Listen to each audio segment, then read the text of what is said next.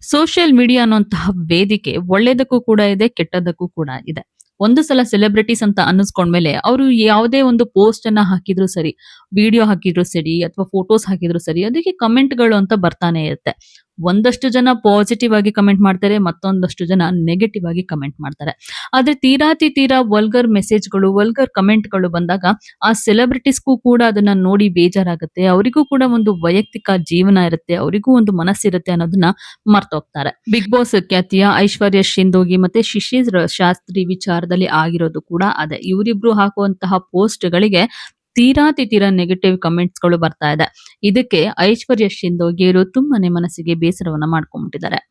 S, ಐಶ್ವರ್ಯ ಮತ್ತೆ Shishir social ಮೀಡಿಯಾದಲ್ಲಿ ಸಿಕ್ಕಾಪಟ್ಟೆ ಆಕ್ಟಿವ್ ಆಗಿ ಹೋಗಿದ್ದಾರೆ. ಆಗಾಗ ಒಟ್ಟಿಗೆ ರೀಲ್ಸ್ ನ ಹಾಕ್ತಾರೆ, ಫೋಟೋಗಳನ್ನ ಶೇರ್ ಮಾಡ್ಕೊಳ್ತಾ ಇರ್ತಾರೆ.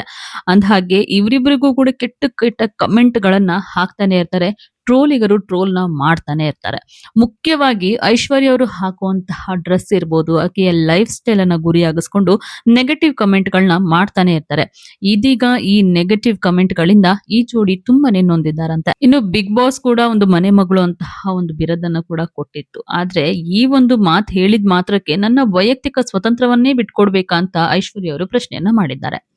ಎಸ್, ಒಂದು ಸಂದರ್ಶನದಲ್ಲಿ ಮಾತಾಡಿರುವಂತಹ ಐಶ್ವರ್ಯ, ತುಂಬಾನೇ ಬೇಜಾರಾಗುತ್ತೆ. ತುಂಬಾ ಡಿಸ್ಟರ್ಬ್ ಆಗಿರ್ತಾ ಇದ್ದೆ. ಎಷ್ಟೋ ರಾತ್ರಿಗಳು ನಾನು ನಿದ್ದೆನೇ ಮಾಡಿರಿಲ್ಲ. ಊಟ ತಿನ್ನೋಕ್ಕೂ ಕೂಡ ಮನ್ಸೇ ಬರಲ್ಲ. ಸೆಲೆಬ್ರಿಟಿ, ಇನ್‌ಫ್ಲುಯೆನ್ಸರ್, ಆಕ್ಟರ್, ಸೋಷಿಯಲ್ ಮೀಡಿಯಾದಲ್ಲಿ ನಾವು ಗೊಂಬೆಗಳ ರೀತಿ ಅವರಿಗೆ ಕಾಣಿಸಬಹುದೇನೋ. ಆದ್ರೆ ನಿಜ ಜೀವನದಲ್ಲಿ ನಮಗೂ ಕೂಡ ಒಂದು ಮನಸ್ಸು ಇದೆ. ನಮ್ಗೆ ಮನಸ್ಸಿಗೆ ಬೇಜಾರಾಗುತ್ತೆ. ತುಂಬಾನೇ ನಾಟತ್ತೆ. ಸ್ಟ್ರಾಂಗ್ ಆಗಿರೋದು ಹೌದು. ಆದ್ರೆ ಮನಸ್ಸಿನಲ್ಲಿ ಖಂಡಿತವಾಗ್ಲೂ ಬೇಜಾರಾಗುತ್ತೆ ಅಂತ ಹೇಳ್ಕೊಂಡಿದ್ದಾರೆ ಐಶ್ವರ್ಯ ಸಿಂಧೋಗಿ ಅವರು.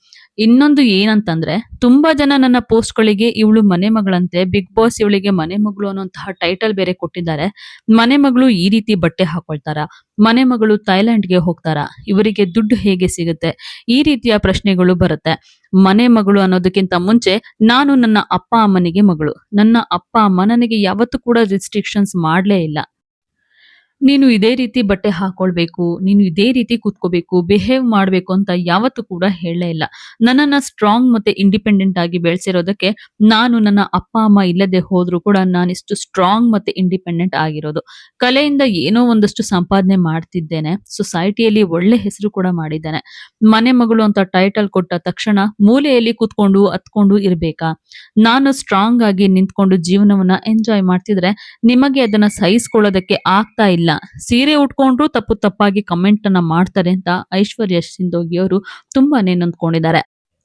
ಇನ್ನೊಂದು ಕಡೆ ತೀರಾ ನೆಗೆಟಿವ್ ಆಗಿ ಹುಡುಗಿನೇ ಕಮೆಂಟ್ ಅನ್ನು ಕೂಡ ಮಾಡಿದ್ರಂತೆ. ನೀವು ಧರಿಸುವ ಬಟ್ಟೆಯಿಂದ ಹುಡುಗರ ಬಿಹೇವಿಯರ್ ನ ಚೇಂಜ್ ಮಾಡ್ತೀರಾ ಅಂತ ಕೂಡ ಕಮೆಂಟ್ ಅನ್ನ ಮಾಡಿದ್ರಂತೆ. ಸೊ ಈ ರೀತಿಯಾಗಿ ಕಮೆಂಟ್ ಗಳನ್ನ ಕೇಳಿ ತುಂಬಾನೇ ಬೇಜಾರಾಗುತ್ತೆ. ನಮ್ಮದೊಂದು ಉಡುಪು, ನಮ್ಮದೊಂದು ಲೈಫ್ ಸ್ಟೈಲ್ ನಮ್ಮದೇ ಹಕ್ಕಾಗಿರುತ್ತೆ ವಿನಃ ಬೇರೆಯವರಂತ ಆಗಿರಲ್ಲ ಅಂತ ಹೇಳಿ ಐಶ್ವರ್ಯ ಶಿಂದೋಗಿ ಮತ್ತೆ ಶಿಶಿರ್ ಇಬ್ರು ಕೂಡ ಬೇಜಾರನ್ನ ಮಾಡ್ಕೊಂಡಿದ್ದಾರೆ. ಸೊ ಇವರಿಬ್ರು ಕೂಡ ಬೆಸ್ಟ್ ಫ್ರೆಂಡ್ಸ್ ಅನ್ನೋದು ಎಲ್ಲರಿಗೂ ಕೂಡ ಗೊತ್ತು. ಕೆಲವೊಂದ್ ಕಡೆ ಹೇಳ್ತಾರೆ ಇವರಿಬ್ರು ಮದ್ವೆ ಆಗ್ತಾ ಇದ್ದಾರೆ, ಅದಕ್ಕೋಸ್ಕರ ಈ ರೀತಿಯಾಗಿ ಸುತ್ತಾಟವನ್ನ ಮಾಡ್ತಿದ್ದಾರೆ ಅಂತ.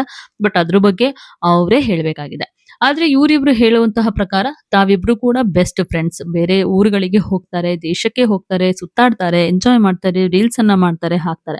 ಅದಕ್ಕೆಲ್ಲನೂ ಕೂಡ ನೆಗೆಟಿವ್ ಕಮೆಂಟ್ಸ್ ಗಳು ಹಾಕ್ತಾನೆ ಇರ್ತಾರೆ. ಸೊ ಆ ಎಲ್ಲಾ ನೆಗೆಟಿವ್ ಕಮೆಂಟ್ಸ್ ಗಳಿಂದ ತೀರಾ ನೊಂದಿರೋದು ಮಾತ್ರ ಐಶ್ವರ್ಯ ಅಂತಾನೆ ಹೇಳ್ಬಹುದು. ಸೊ ಈ ವಿಡಿಯೋ ಬಗ್ಗೆ ನಿಮ್ಗೇನ್ ಅನಿಸ್ತು? ನೀವು ಕೂಡ ಕಮೆಂಟ್ ಅನ್ನ ಮಾಡಿ. ಹಾಗೆ ಈ ವಿಡಿಯೋ ನಿಮ್ಗೆ ಇಷ್ಟ ಆಗಿದ್ರೆ ಲೈಕ್ ಮಾಡಿ, ಶೇರ್ ಮಾಡಿ. ನೀವಿನ್ನು ನಮ್ಮ ದಿ ಸ್ಪೆಷಲ್ ಕನ್ನಡವನ್ನ ಇದುವರೆಗೂ ಕೂಡ ಸಬ್ಸ್ಕ್ರೈಬ್ ಮಾಡ್ಕೊಂಡಿಲ್ಲ ಅಂತಂದ್ರೆ ಈಗಲೇ ಸಬ್ಸ್ಕ್ರೈಬ್ ಮಾಡ್ಕೊಳ್ಳಿ. ಹೆಚ್ಚಿನ ವಿಡಿಯೋ ಅಪ್ಡೇಟ್ಸ್‌ಗಾಗಿ ಬೆಲ್ ಐಕಾನ್ನ ಪ್ರೆಸ್ ಮಾಡ್ಕೊಳ್ಳಿ.